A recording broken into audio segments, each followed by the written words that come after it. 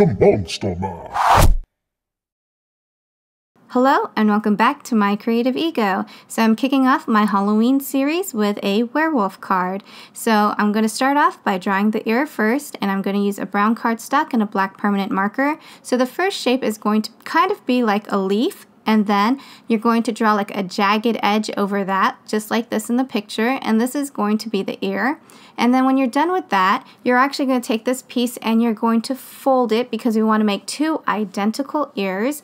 I then took a mechanical pencil, minus the lead because I don't want to use the lead on this. I just want to use that blunt end of the pencil, and I'm just going to trace the inner part of the ear, not hard enough to rip the paper, but hard enough to leave an indentation on the other side. Just go over it a few times and then you can check your work, and you can slightly see it in this picture. And then I'm just going to go over this with a pencil, and then I'm going to go over that with a permanent marker. So I'm going to cut out the front shape where we had the black permanent marker, and then when I'm done cutting that out, I'm just going to take my black permanent marker and I'm going to go around the edges on the second ear. So for the inner part of the ear, I used a light pink cardstock, and I used the ear that we just made as a reference point, and I just drew out these shapes. I liked one better than the other, so the one that I liked, I folded that over so that once again I can have two identical pieces, and I cut that out, and then it looked like this. For the eyes, I traced out two circles onto white cardstock, and then I used red, black, and brown permanent markers to make this, and then I cut those out.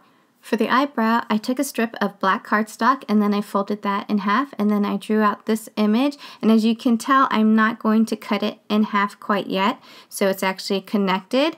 And so when I cut this out, it's going to look like a unibrow, and I'm just going to cut that in half so I can have two identical pieces. I used black cardstock for the nose, and you're basically just cutting out a triangle and you're rounding off the corners. And then for the face of the werewolf, you want to make sure that it's going to be big enough to hold the ears and then big enough to hold all the facial features. So I once again used a stencil and pencil first. I outlined it in pencil, and then I went ahead and I took my black permanent marker and I created the jaggedy circle on the outside of this just to mimic fur. And then I'm going to erase the inner circle because I don't really need that. It's just more of a reference point. And so you have a piece like this that's left over. And now that we have all of our pieces, we can start building the werewolf. So for this process, I started with a pre-made card, and then I layered on the face, and then the ears, and then the eyebrows, the eyes. I actually used googly eyes at first just to test it out, and then the nose, and then I went back and used the eyes that I drew. And then I forgot to mention earlier, but you will need to make the fangs, and these are basically just little triangles that are drawn out in permanent marker and then cut out. And then this is the completed product. Also, if your werewolf is bigger than the card, don't worry too much about it because you can always use a square envelope like this. If you want to see the other monster-themed cards that I'm working on, feel free to check out my channel, My Creative Ego. Thanks again for watching, everyone, and I hope you all have a very wonderful day.